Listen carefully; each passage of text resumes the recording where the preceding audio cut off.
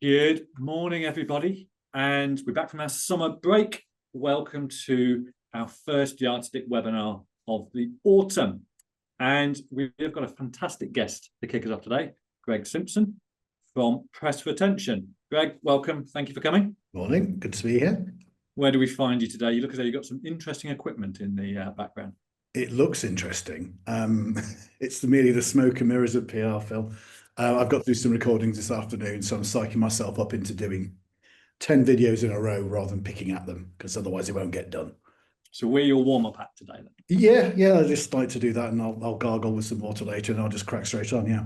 That sounds good to me. So, as the screen says, got Greg with us, top tips to get your name in the newspapers. So, for those of you who maybe don't know who Greg is, Greg's an author, a PR expert and a public speaker, and the founder of the wonderfully named business Press for Attention. There's a double meaning in that then, isn't there, Greg? It's an ironing business originally, Phil. Very good, very good. And as we work through today, normal guest format for a Yardstick webinar, Q&A. I'm going to ask a few questions, I'm going to shut up, and Greg's going to impart his wisdom to us. But if you've got any questions, do put them in the chat, do put them in the Q&A. Dan will curate those. And Dan, do you want to explain anything else about today and what happens afterwards? Yes, absolutely. So hope we're all having a nice week. So as usual, let me tell you all the house rules. Don't worry, there's not many of them and they're quite easy to follow. So the first is that we encourage lots of participation in the form of questions and comments. So you'll absolutely get out of today what you put in. So be part of the conversation. Don't be shy, pop up and say hello and say your piece. So to do that, you can use the Q&A box and the chat function. So I'll monitor both and we'll read things out at regular intervals as we go along. And we'll try and make sure that everyone's questions do get answered by the time we all say goodbye. Another rule, this is absolutely a safe space. So there's no such thing as a silly question. I mean, Greg might disagree, but I can say that now, can't I? So ask it, don't sit on it. I promise you other people will be glad you asked, and you will be too. And that's the most important thing, right? Now, let me answer one question nice and early. So we are recording this, so we'll have a link to that recording, plus any resources that get mentioned that'll get sent out later today. Of course, we've got Abby to thank for that, who worked diligently behind the scenes to make that happen. Right, I think that's enough housekeeping and enough of me. So let me pass us over to Phil and Greg, who are going to be teaching us how to get into the papers with the important caveat for good reasons. Greg, Yeah, Phil, over to you. Cheers, Dan. Thanks for that. Yeah, it's a very good point, actually. So the audience today, Greg, is mostly made up of financial services people, financial advisors, financial planners, and organizations that sell their services to financial advisors, financial planners. And there are probably two types of press coverage they could get. They could get coverage in the personal finance press, the Times at the weekend, the Telegraph, the Mail, etc. at the weekend. And bizarrely on Wednesdays. Wednesday seems to be a day for personal finance news. And then also the trade press, New Model Advisor, Money Marketing, Professional Advisor, FT Advisor, etc. Let's just set the scene by talking, Greg, about some of the benefits of getting coverage in those publications. I mean, really, when it comes to any publications and anything when you're looking at PR, it comes down to trust. Because we all know in marketing, there's know, like, and trust mantra. And I think people tend to focus on PR as being the know bit. But you can become known through any kind of marketing. I can stick a billboard outside right now and you can become known very quickly. It doesn't mean that you'll become liked. And it doesn't mean that you become trusted. So if you kind of think it back the other way, is how do we become trusted? That is the benefit of trying to get coverage either in the personal finance press or the trade press. But I think when it comes to separating them off, because I've worked with a few mortgage brokers as well, when they've kind of done something about, let's say, they're growing the firm, new appointments, and I'll say, oh yeah, great, we'll do a story for your local and regional business press around where you are. That'll show you're a growing firm, and the high net worth individuals will spot that. And then, of course, there's your trade press, and there's often a bit of pushback on that. And they go, oh, what's the point of that? And I said, well, the point of that is this will get you more of those talented people. A players follow A players. So if you're trying to attract more of these high caliber individuals, the same as if you're a football team, it helps if you've got a star player in there in the first place. So that is why you start to do it. But also, again, it's this trust thing. So if you go on someone's website, and I'm sure, I hope you've told a lot of your clients do this, there is this, if they're playing this PR game, there will be something like as featured in somewhere on their website. So if it says as featured in Sunday Times and there's a link to the logo and you click and you go to the article, it all adds up. If it says as featured in and it's your trade press, that's your peers saying that you're really good and you know your onions. So again, it's this trust thing, it's positioning. And is somewhat, in some ways, the trade press a stepping stone to the personal finance press? It can be, yes. If you look at it this way, I used to be a journalist, so I look at all things based on with a certain amount of skepticism when I get something in my inbox. It's that really bit. Because it's come, let's say it's come on a press release and there's hundreds have come in and expert says this.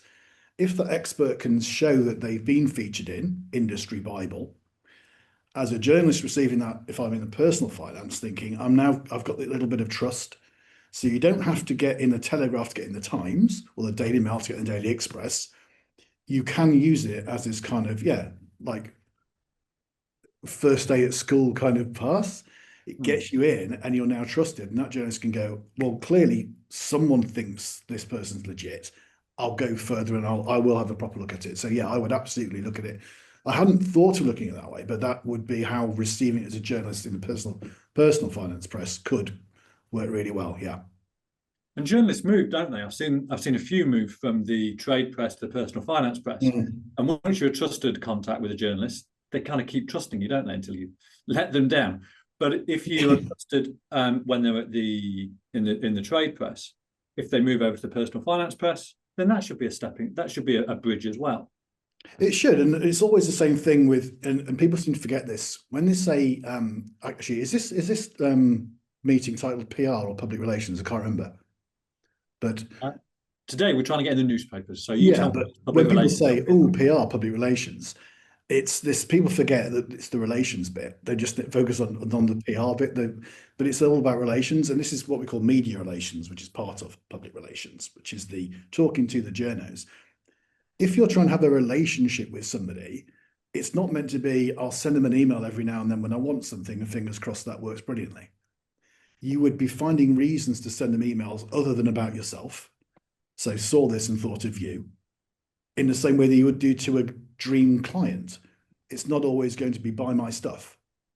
Or if you see them on social media, and we'll probably come on to this, you're not always going to go, yeah, great point, Phil. P.S. here's my blog about it. It's like, oh no, man, don't be doing that. You'd be liking and sharing their stuff and helping to promote them as well if you were playing it as a PR move rather than just going, oh, look, now there's someone to kind of go at. Yeah, I get that. By the way, everybody who's listening, I'm not sure if we've got a problem with the chat. Can just someone put a message in the chat to see if it's working? I think we've got it set up correctly, but I'm not entirely sure. So just a couple of people put hello in the chat for me and let's see whether that comes through. So Greg, we have a testing. It's coming through. Oh, yeah, thank you, Matt. Thanks. Thank you, Isabel. Cheers, Scott, and thank you, Nick. So if we've established that the benefits of being in the trade press, the personal finance press, and a lot of it is down to trust. Let's talk about two ways that people on this call can get themselves in the papers. And I think my view has always been that you can get in as a kind of talking head at the end of an article, or you can try and place a story, tell a journalist something they don't know, issue a press release. Just talk to me about the different ways of getting in the newspapers. Well, the talking head thing, I mean, it could be at the start of the article, the middle of the article. You've got to think about it this way, is that if a journalist is sitting there right now and they are working on a feature for 3 weeks down the line, 3 months down the line, what they need to do is prove what they're writing about. So they can't just go, well, they could just go and Google it and put it in ChatGPT and come up, there's a waffly version of events. But what they need is the proof where they go, and according to Bob Smith, this is not the case or is the case. And here's Rachel Martin, and Rachel's got a different opinion. They're always looking for editorial balance. It's the same if you if you listen on the radio on the way into work or something, let's say you're on 5 Live or Radio 4, they will always bring in, hopefully, an expert and also members of the public for mainly to irritate me, I think, with their one-sided views of whatever the debate is. But they are craving editorial balance all the time. And the way that you play this card is you become an asset to them. So rather than going, haha, we are going to get in there, you're going to start saying, we are going to become incredibly useful to Bob. And the way we're going to become incredibly useful to Bob is we're going to learn about what Bob does and what Bob's challenges are and make ourselves often not very visible, but constantly there and on the radar. So when the time is right, Bob goes, I know who I need. In the same way that I want to put a light fitting up in my lounge, and it's a very high lounge. I am not going up a 12-foot ladder. So the local electrician, who hasn't actually done any PR but could do if you thought about it, is who I'm going to go to because he's my go-to guy. And it's getting into that position where you become that talking head because someone goes, well, I've seen them do this piece, or I saw something on LinkedIn. And that it was a really good piece, actually. And that you might even have sent it to them on LinkedIn, direct message them, but with a caveat in there that you said, hi, Phil, this piece here reminds me of the piece you wrote last year. And I thought you might want to see it, rather than do what a lot of people do or attempt to do, which is the blind copy version of everything and hope that someone picks it up by throwing bait on the water. Doesn't work very well with customers. It certainly doesn't work very well with journalists. And then with regards to the more proactive approach, which is we are going to place something, you've got to start looking at it as, where are we going to place it where we know it will be welcomed by the journalist, and it'll be welcomed by the journalist because it's something they haven't written about or haven't done for a while, rather than going, you wouldn't try to place a pension story in the mortgage section, but people do this. They go, oh, they write about finance, they'll probably like it. But that shows you haven't really done your research. So you need to be absolutely spot on with the journalists you're after. And you can have 10 of them and you'll go after them with each individual one, but you'll pitch them individually, because I know it sounds like a faff, but this is when it actually works. And you give them something genuinely useful. And the way that you normally would try to do that would be, we've done some research, so you've got genuine data. And when we do that, you can't go and say, we asked 14 people and they all agreed it was a bad thing, and here's our story. So you're looking for what I would call at least the Pan 10 small print bottom of the advert number of correspondence. And you can prove that we found that 8 out of 10 people are worried about savings in later life. 9 out of 10 first-time buyers, So you've got this stuff to prove it up, and you're offering them almost a package of content. Now, they may well then go off and go, yeah, this is great, Phil, I love this.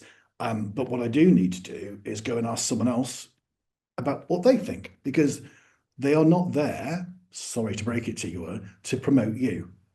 They're there to inform and entertain their readers. And if you can help them do that, they'll be like loving it, but they may still go, and I just need one more person just to either agree or disagree. But they're not doing it for mischief purposes. They're doing it so it doesn't become an advert, and their commercial team doesn't look over their shoulder and go, why have you given them a full page? And just literally taking it chapter and verse, copy and paste. That's a good point. So when I talk to advisors, planners, business owners about this, and we do at Yardstick from time to time in the trade, send out press releases and place stories in the trades. And we do it on behalf of Yardstick as well. But you're talking to the business owner and they'll say, let's do 10 press releases and get it out to 10, thinking that that'll actually get more coverage than trying to place it as an exclusive with one journalist. Just talk to us about that balance, Greg. Well, you can do 10 press releases, but they won't be very good, I suspect, because you'll dilute whatever. There'll be one really good one in there or two. I mean, over the year, you can do 10, absolutely, but I wouldn't go, oh, it's October, and I watched that PR guy on the Yardstick webinar. Let's start cracking on this PR. So what would be better than 1, 2, and what's better than 2, 10? They won't be as good as they could be compared to when you focused. And the way to focus it is based on the core topic that is breaking or is coming soon. You know, there is that budget thing I've heard about. There is lots of stuff going on that you need to think ahead of, and then go again in my head. So I think of journalists in the way that I market as well. So I've got suspects, prospects, leads, customers, and clients. That's my marketing, right? It's the same with journalists. So I've got to do a campaign this afternoon for a client who is doing very bespoke tours to Cuba. Now, not a lot of journalists do that because of the passport troubles. If you get it stamped, it means as a journalist, you may struggle to go to the USA, or so they think. So our guy is going to become their asset. And we're going to theme it around spies, and it's going to be all very good fun. But what we need to do is find a way of making that useful to them. So we're going to go suspects is people who are writing about off the beaten track kind of breaks. Then prospects would be, and they have written about Cuba before, but it was ages ago.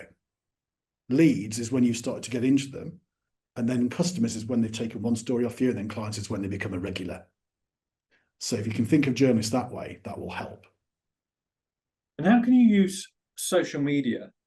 You mentioned earlier, how can you use social media to get on a journalist radar? Because so much of it sounds like it's about being a trusted source for journalists, where they know they can come to and get something, I assume, interesting, quickly, timely, accurate, etc.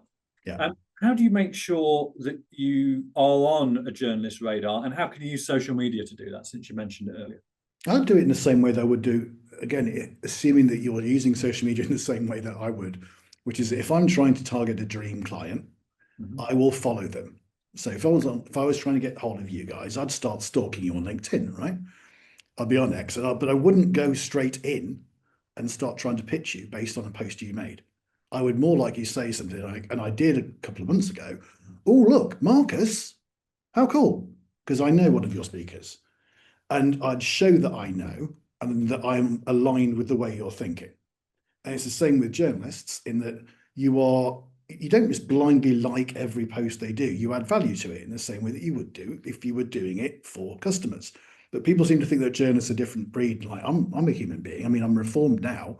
I was a journalist, but I'm still a human being. And people seem to think journalists are either on this pedestal up here or some evil dark force.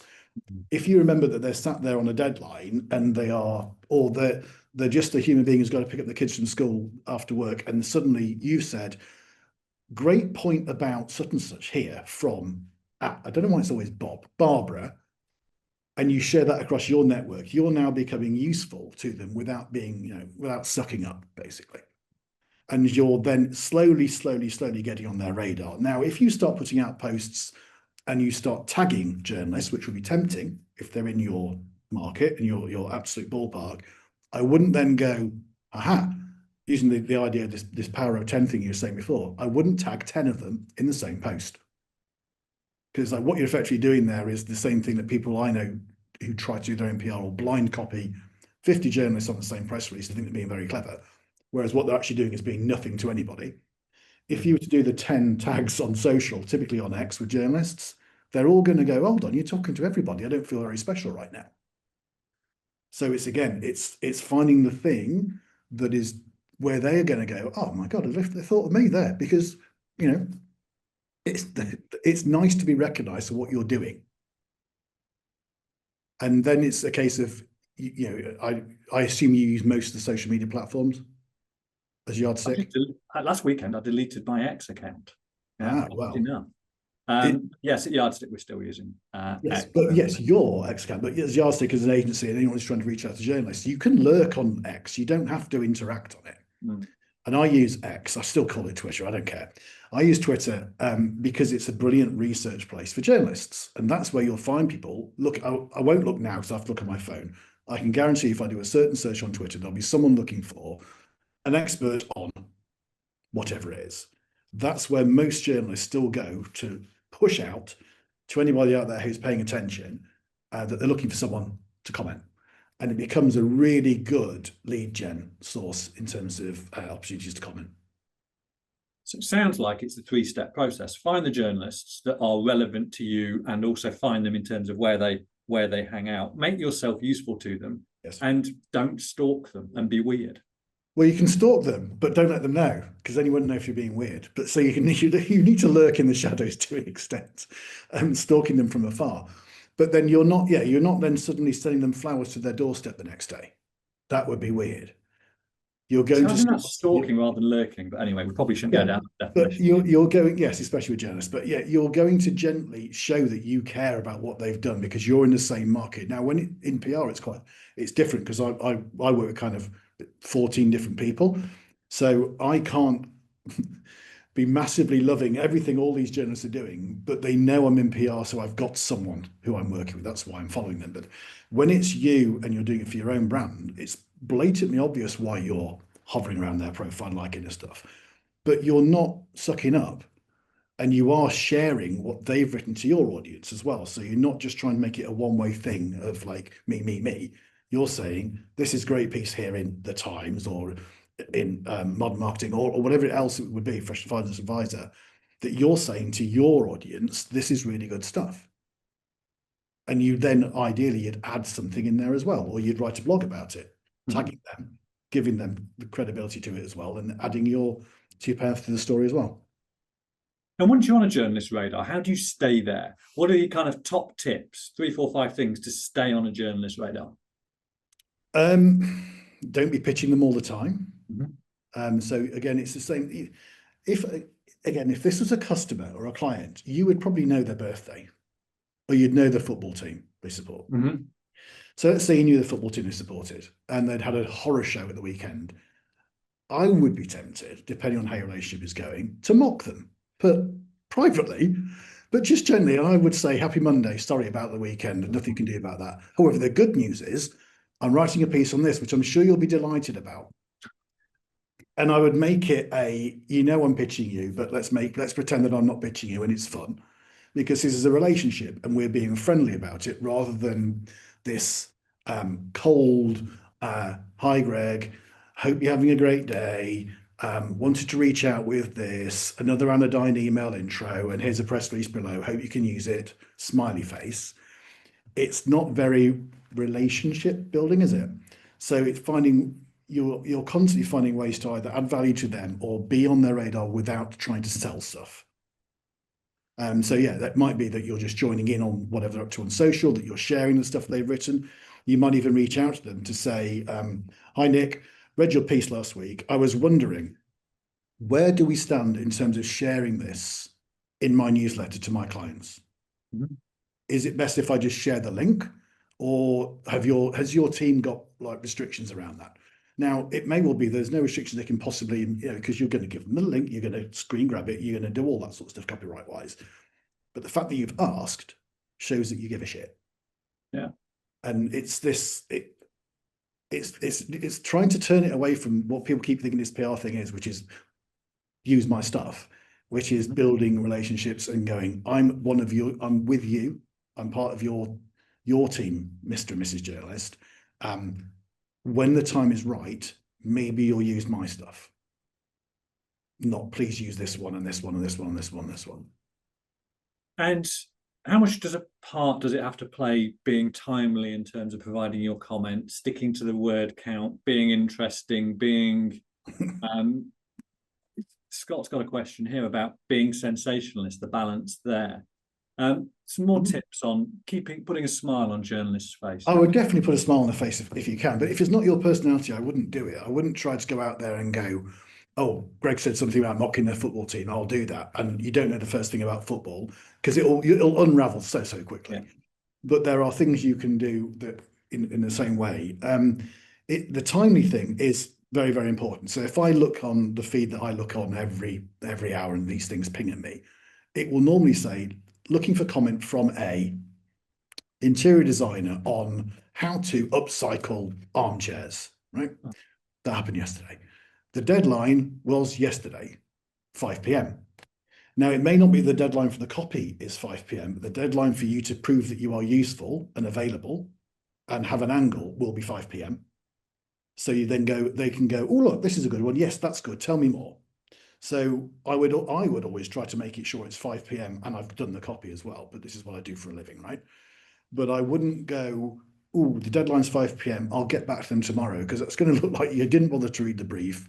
You kind of came at it half-assed. You weren't really that bothered. You're going to have a go. Again, if they were a client or a customer, they wouldn't feel very special. So the way you can kind of get around it sometimes because it's a relationship, would be you'd say, Bill, spotted your request. I've got something for you. I'm out right now at a show. Build some intrigue if it's relevant. Because they'll go, oh, what show? You asked me what these are behind me. Now, I do have a genuine reason. But with a journalist, you can say, I can't get back to you until 4, but here's my initial take. Is that of interest? If so, I'll crack on straight away. And you can kind of this holding pattern. So you're getting on the radar rather than, I've got to get all 500 words out. And it won't be 500 words, it'll be 200 max. But you are trying to make sure that you are just nudging them enough to say, I'm with you, I'm on it. Now, don't expect them to reply. But if you don't email them to say that you're on it, why would they know? So why would you become a potential to them? Flip that around. Give us a list of things that really annoys journalists. Yeah, there must be Just thinking about Scott's question about sensationalism as well. I mean, the thing about sensationalism is it's great for a headline and a subject line. So if you imagine trying to attract the attention of a journalist getting hundreds, if not thousands of emails in their inbox, you can make a sensationalist subject line, but you, especially in your industry, you've got to be able to back up what it is you're saying. So I could go out and say anything, frankly, but you need to be sure that given your audience, it's provable, even if it means that you sensationally disagree with something. So let's say it was about something someone said at PMQs or something the Prime Minister said. You can be as sensational as you want because they said it, fact.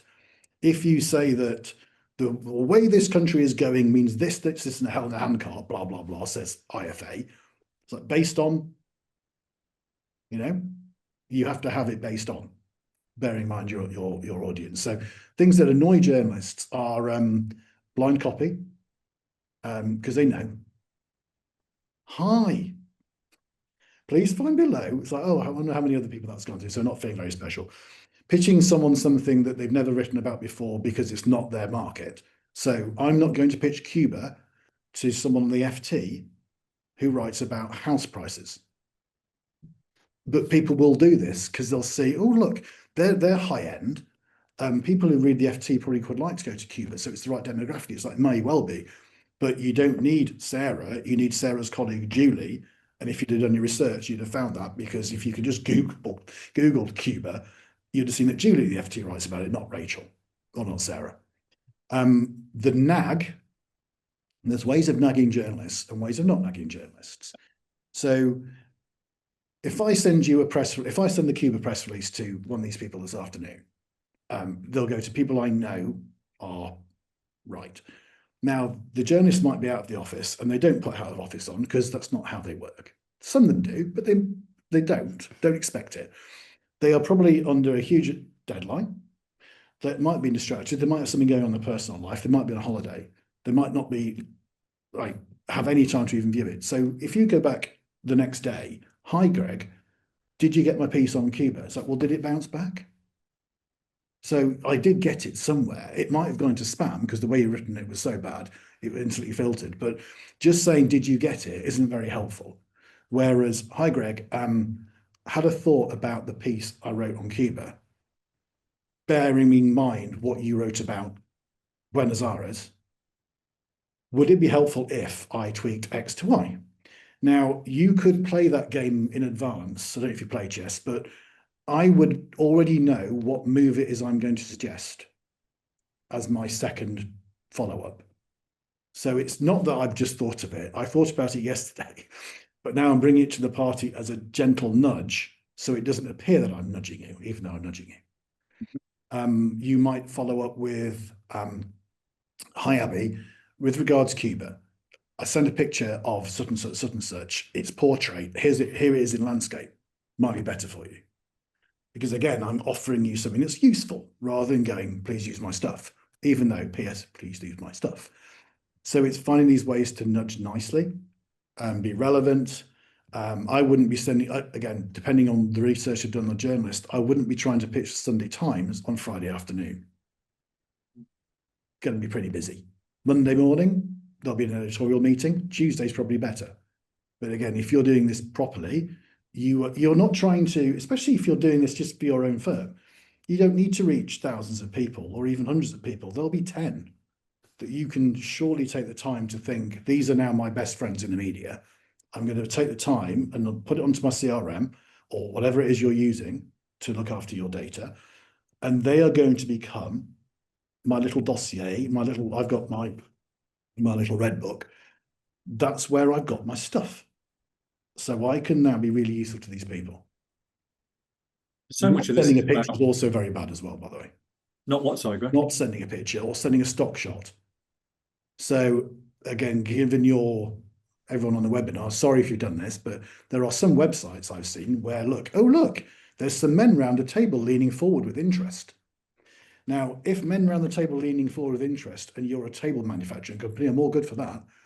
But if you are a firm of IFAs and you send that, IFA warns of danger of X if Y doesn't happen, and that's your addition to the party. It looks like you can't be bothered. It looks like you haven't got a team that you said you did have when you clearly don't, if that's your stock shot, but you said you got 12 members of staff. So some lack of congruence there. It just looks lazy.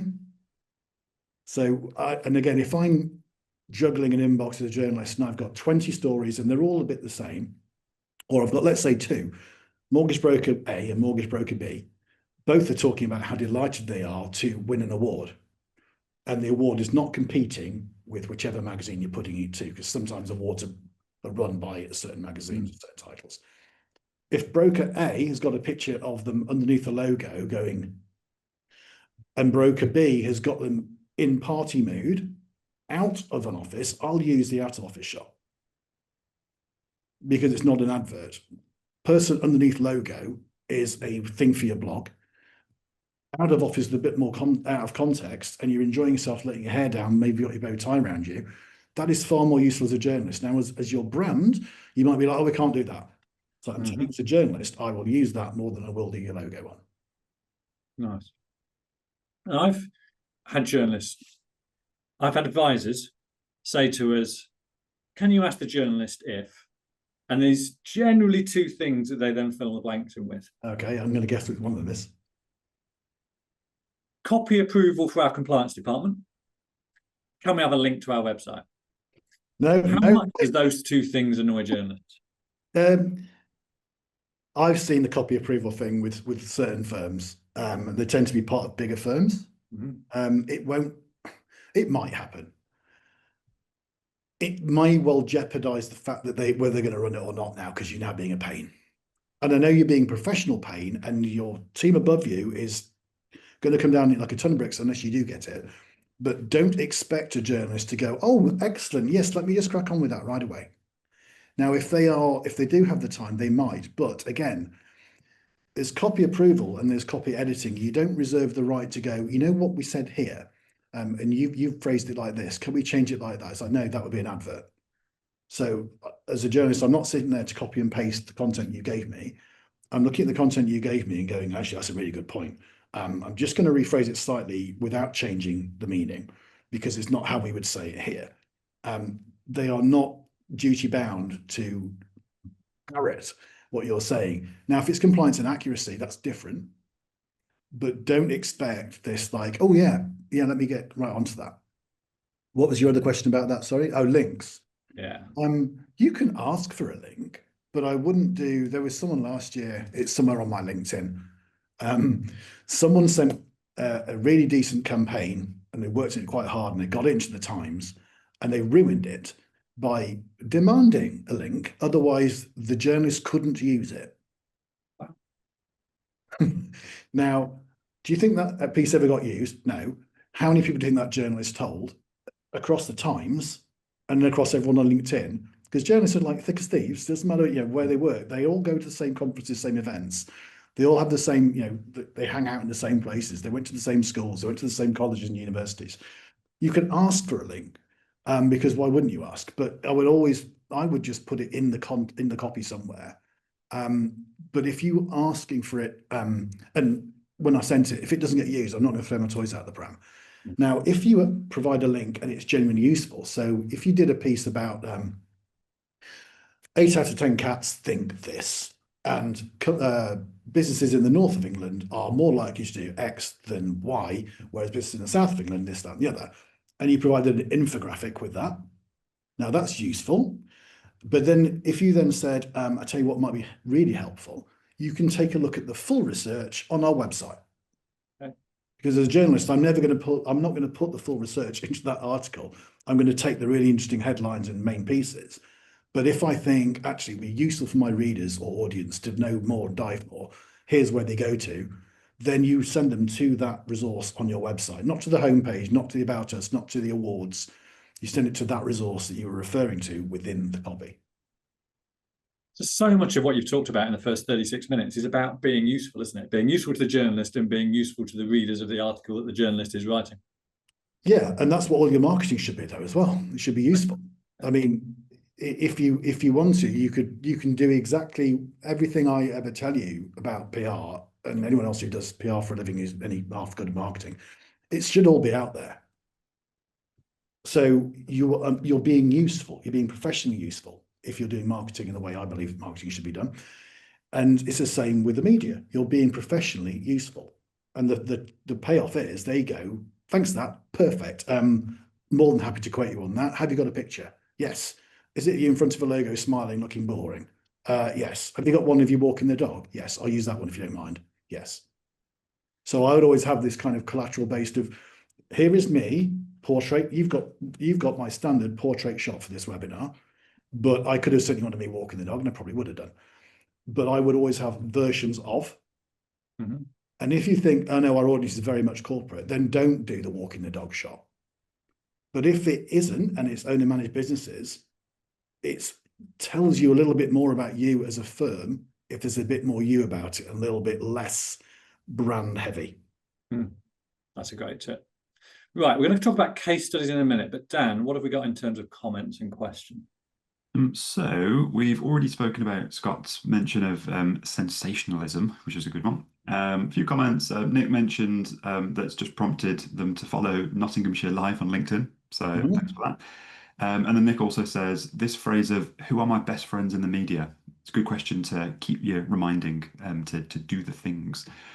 Then we do have a question in from Claire, actually. So Claire asks, we're thinking of having a press page on our website, but got stuck with whether we needed an NLA license because it's quite costly. What are your thoughts there, Greg? You need an NLA license if you are copying coverage.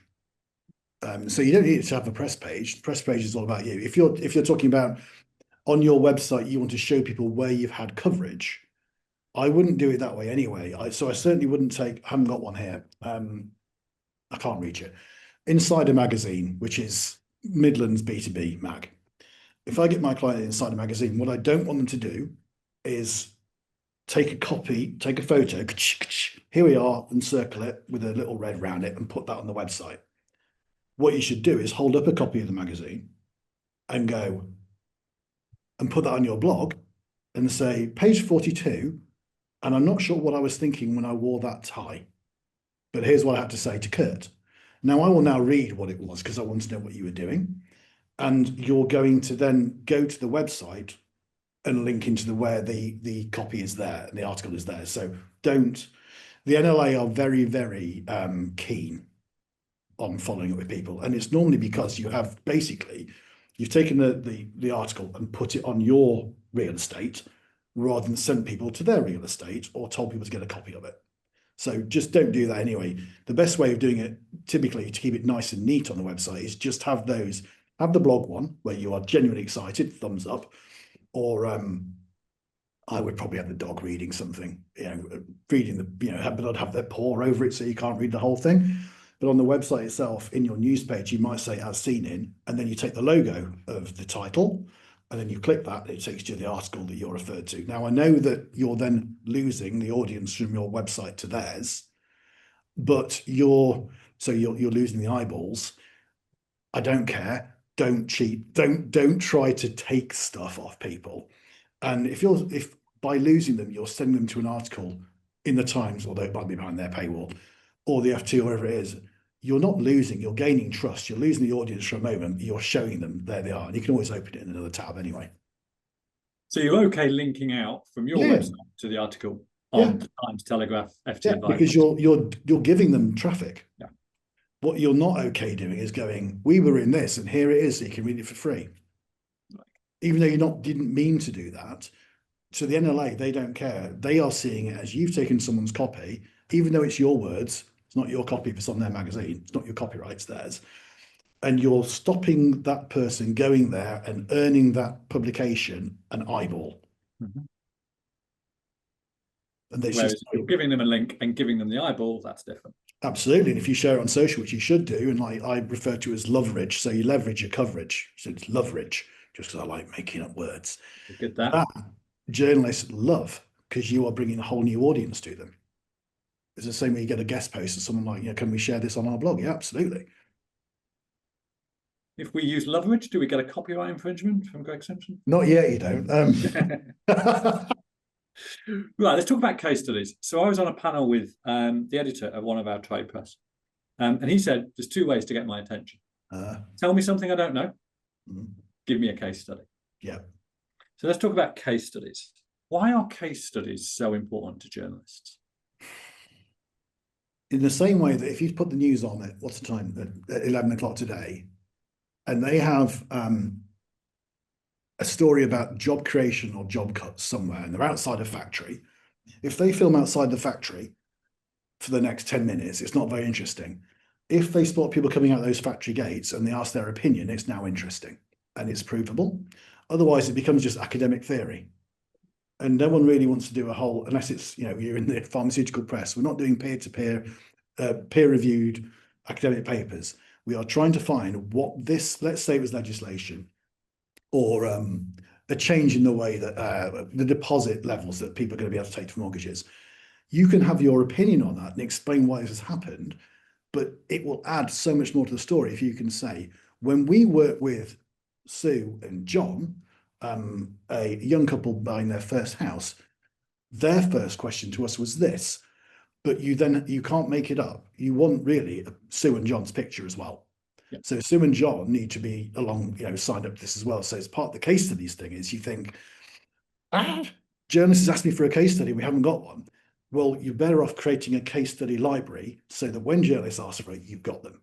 So you're thinking way in advance, in the same way that if I nag you on day 3, I know what I'm nagging with on day 3, on day 1. Mm-hmm. So I'm getting ahead of it because it's still it's just marketing.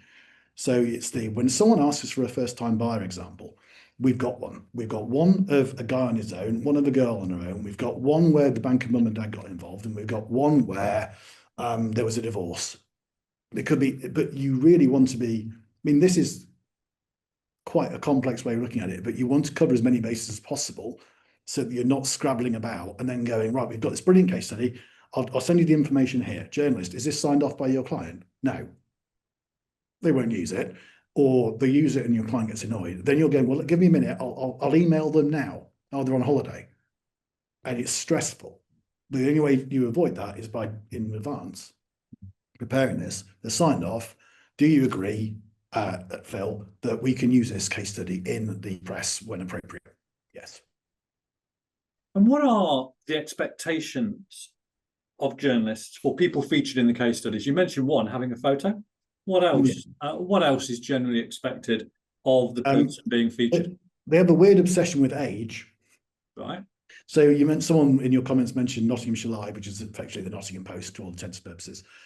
If they were to talk about a teacher from Southall or Southwell, Southall, did XYZ as part of a charity run. Greg Simpson, 47 from Southall. I don't know why they do it, but they do. So don't be surprised when people ask for age. It just seems to be a thing. They want to know what the profession is of people. And sometimes they'll ask, do they have a family? Because it just adds colour. Whereas because I could write a case study right now that up to all intents and purposes would be utterly believable on paper. And I'll get a stock image of someone leaning over a table looking interested in some paperwork. But if I can add that story with the colour of who they are, what they do on the weekends, and as a journalist I get hold of that, it's very the Times. If you think of it at the front page of the home section of the Times, there is the family in the front of it. They're talking about how we went from X to Y and downsized. And then we spoke to our advisor, and our advisor suggested that we had this money in our pension, it was tied up doing this, it could do a lot more, blah, blah, blah, blah, blah. All that stuff could be provided by that expert, that case study. But you need to know that why they downsized, why they moved away, what they were doing originally, and that Graham used to work in computing in the city, and all these kind of things add to the story of the human being.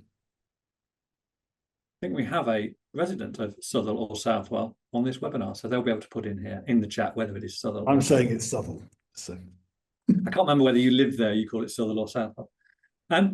So case studies, get ahead of the game, images, detail. Sounds those three things, yeah. Yeah. And how do you know when a journalist is looking for a case study? How do you match your bank of case studies with what the journalist needs? By judicious stalking. Okay, back to that word again.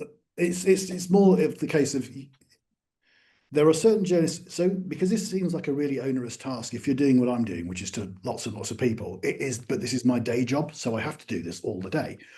If you only have this dream list of 10 to 20 journalists, you can keep on top of it as part of your job or part of your marketing team's job, is to follow what these journalists are after and what they need.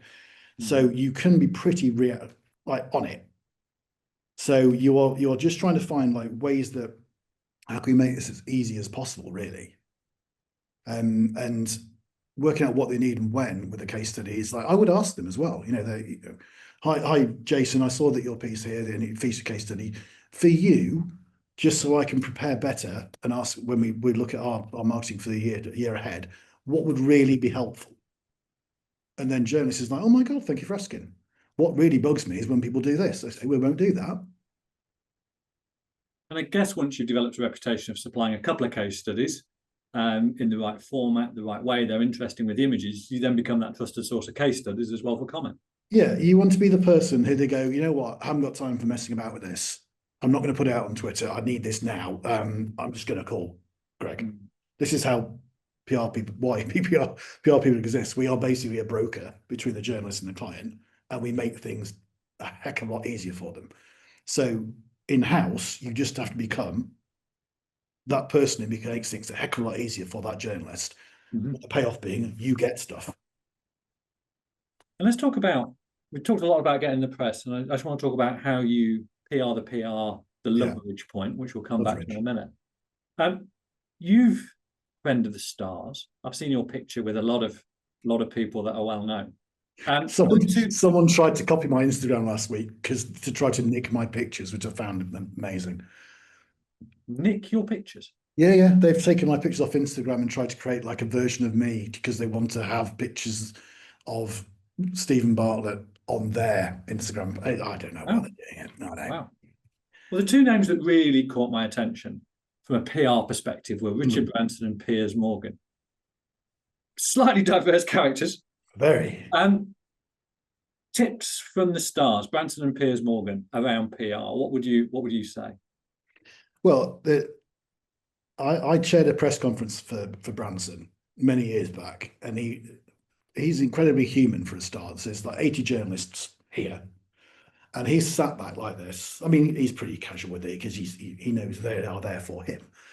But at no point did he try to sound and trot out the Virgin line. So he was Richard Branson. Now, in an era of personal brand and AI, it pays to be more I than ever. So it's all very well going, here at such and such, the way we it's like, oh, no, that's not going to work. So Branson will probably have, I don't know, thousands more followers than Virgin ever does. I need to check that. But if you look at someone like Stephen Bartlett, Daniel Priestley's got more followers of Daniel Priestley than Dent. Because he's Daniel. But you work with Dent, you don't often work with Daniel. But Daniel's the person who's going to come across on the camera. So Branson's thing is, obviously being the personal brand, he encourages you to think in pictures. Now, he doesn't say that, I don't think. That's a journalist I used to work with years ago, for the Nottingham Post, actually. You think in pictures. So I think in headlines. When a client tells me that we've grown the team, we're going to take on these people, I'm already thinking how we're going to make a little pun around that, because that's what's going to go in the inbox on the subject line. But then the next level up there is thinking pictures, which is, again, I keep coming back to this stock shot of people sat around the table looking interested, is does this picture, if I glance at it, tell me what this story is about? Because if I'm selling a newspaper, magazine, or clicks online, I want someone to go, oh, what's that about then? And if you can get them to go, oh, what's that about then? They will then read the story. And it's the head turning thing. Or if I'm sat next to you on a train and you're not eating your crisps too loudly, so haven't had to move, I'll look over your shoulder to see what you're reading. I'm like, what's that? And that's the way that if you can get a journalist to go, oh, I'll tell you what, people look at that. And I know in your industry here that it's not going to be we're all out there in hot air balloons or with jet skiing along the water, but what would be your version of that? Okay. If you win an award, what is your version of that versus that? Yeah. You know? So it's trying to think that way. And Piers Morgan, weirdly enough, the first business event post-lockdown live event, I was at it and I was speaking just before Piers Morgan and I wasn't sure what to make of him. And I'm still not sure what to make of him, but he did make a load of good points. And funnily enough, the best point he made that was useful, whether he takes his own advice or not, I'm not sure, was to admit it, say sorry, and move on. Do not keep digging. Don't try to obfuscate. Don't try to hide. Journalists are far better at you getting to the truth than you are at hiding it. If you've done something, be contrite and say, yeah, well, that's our bad, actually. We're better than this. We've taken the lessons on board. We've improved it. This is how we've improved it. And now this is how we're going to go ahead from here on. So you don't start going, no, not me, Gov, not me. Yeah, I've heard Scott Galloway talk about that in a very, very similar way. So really useful tips from Branson and Piers Morgan, unusual source perhaps, but nevertheless. Let's just do last 3 or 4 minutes to wrap up, Greg, around promoting your press coverage. Yes. All too often I've spoken to advisors who have been quoted really brilliantly in the Personal Finance at the Weekend. Yeah. They've come in on a Monday morning and expected their inbox to be full of leads and people demanding their services. Doesn't happen, doesn't work that way. What are your key tips for PR in the PR or giving it leverage, as you talked about? So again, because I will be thinking in terms of marketing, if I know that I'm going to probably be quoted at some point in the next 5 days, I've already done in my head what the blog is, what the social media post is, what my piece to camera will be. Where I go, without showing you the article, I would go, I've just come in today and I found this, which I'm really proud of because I've been following Bob for many, many years. And he wanted to ask me about this, and you can find out more. There's a copy, you know. So I would have it already planned what I'm going to be doing, but I do know that lots of people do they get the courage and then they wait for the phones to ring and for people to be knocking at their doors. These people are often the people who do no other marketing as well. So they go, oh, yes. So what I'll say, what marketing do you do when someone tries to work with me? Well, we've had a bash at socials, and we did a podcast, and we run events. So we thought we'd try PR. Like, why aren't you doing all these things together? Because if you did all these things at sort of 25% rather than 100% of all this and all our eggs in one basket, the accumulation of everything working together will be far better. So you do the event and you blog about the event and you write about the event and you do the lead magnet from the event based on the information you had. You take this information from the lead magnet and you create a story based on that. That's like an integrated campaign. And then you've got the podcast where you're talking about the webinar where you can discover more. Too many people do this whole magic bullet theory of marketing, which is saw this Greg chap on a webinar chatting to Phil in the Arctic agency. PR is obviously the solution. We'll stop all this and we'll just start reaching out to the media. Don't do that. Do a bit of this and do more of this as well. And people will do, if I get a client in, let's say, I'll use Insider again as a reference. So B2B magazine here in the Midlands, a copy of it is £4.50 officially. I don't know what it is if you ask them for more. If you're in there and you've done a social post and you've done the blog about it and you've linked to it on the website, why wouldn't you, based on your average customer value over 6 months, 12 months, 3 years, however long you have them, pay £5 to go and get a copy of it, get a post-it note, put the post-it note on the front of it and say, page 14, not so sure about my shoes today, but a good point I thought, smiley face.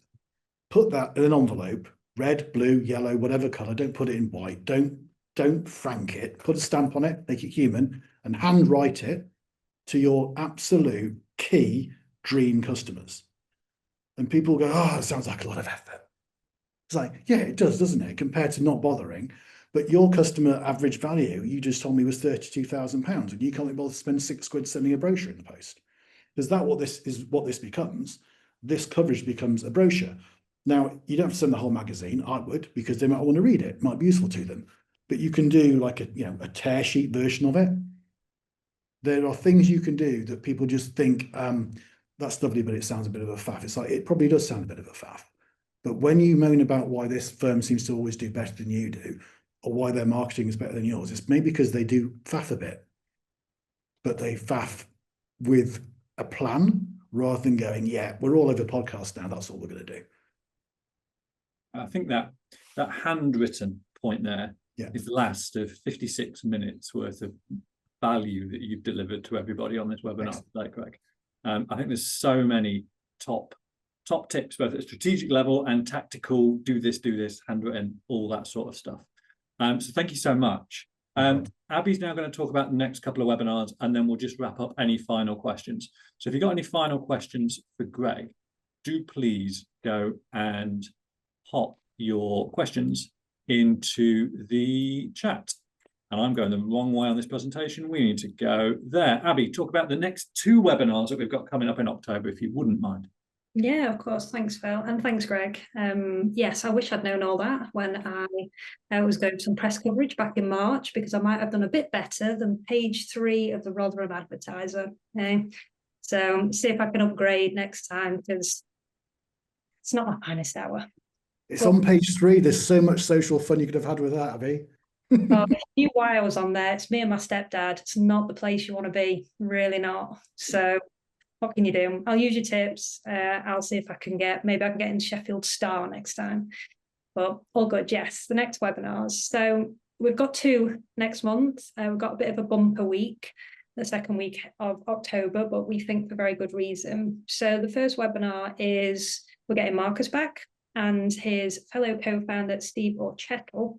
And this is to talk about both a new tool and the value of fees pages, because although we know that consumers want their advisors and planners to disclose fees, only 14% of firms do it, we've found. So we want to have a chat about why we think disclosing fees are so important, what you need to include on that page, but also a brand new tool that we're really excited to be launching in the UK with the help of Marcus and Steve at Price Guide, and how you can get involved and have that added to your website. So that's on the 14th at 2 p.m, because I imagine they're coming to us from across the pond. And it's good timing, Phil. And the next one is a just us. I say just us, but this is going to be a yardstick solo the day after, Wednesday the 15th, normal time, 10 a.m. And this is where, I know it's only September, not going to use the C word, but we are thinking about next year. And it makes sense to start thinking about it now. So we've done a lot of chatter the last few months about how impressing robots is now equally as important as impressing humans on their way to your door. So this is going to be a conversation about how social proof is going to help you get there, why it impresses both AI and the clients that you want to work with, and start thinking ahead to next year and getting your plans in place. So the QR codes are obviously there, but as Dan said, I'll be sending out the follow-up a little bit later on with a couple of really useful resources that Greg shared with me earlier as well. All the links to sign up for these webinars. So if you've missed it now, you'll get it again later. But yes, thank you, Phil, and thank you again, Greg. That was really, really useful.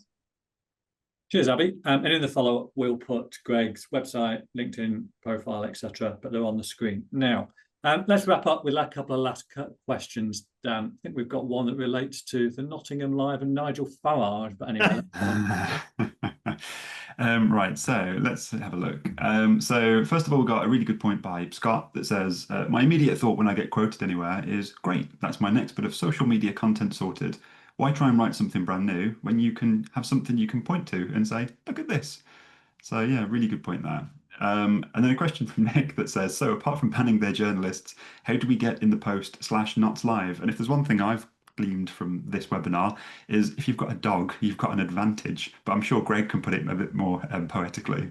Well, if you have a goldfish, you may have an advantage if the journalist you're after likes goldfish. So it's horses for courses or goldfish for whatever rhymes with goldfish. It's again, someone said on the group chat somewhere, I'm now following Nottingham Live on LinkedIn, which is great. I would follow the journalists of Nottinghamshire Live on LinkedIn as well. Now, not all of them are in there because journalists kind of veer between LinkedIn or Twitter. I wouldn't start looking at, depending on your audience, maybe Instagram, maybe, but you're really looking at LinkedIn.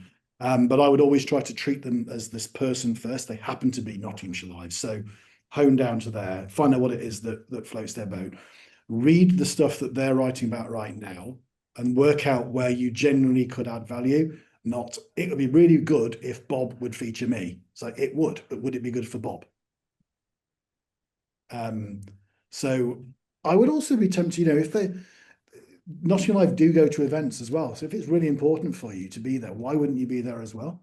If they're part of an event, it's an economic forum or something like that, and you were in that market, I'd be in that room as well and I'd say hello, because at the end of the day, without being weird and stalky, you could just go up and you say hi and to prove you're a human being rather than one of many million people who email them every day ranting about potholes. If that was your question, Nick, about potholes, it probably wasn't.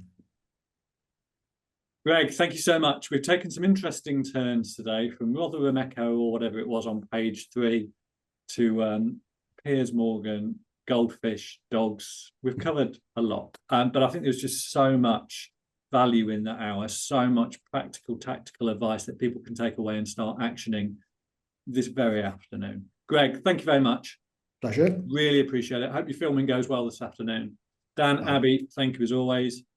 We'll see everybody next month for 2 sessions. Cheers, guys. Bye-bye. Bye-bye. Okay, guys. Bye.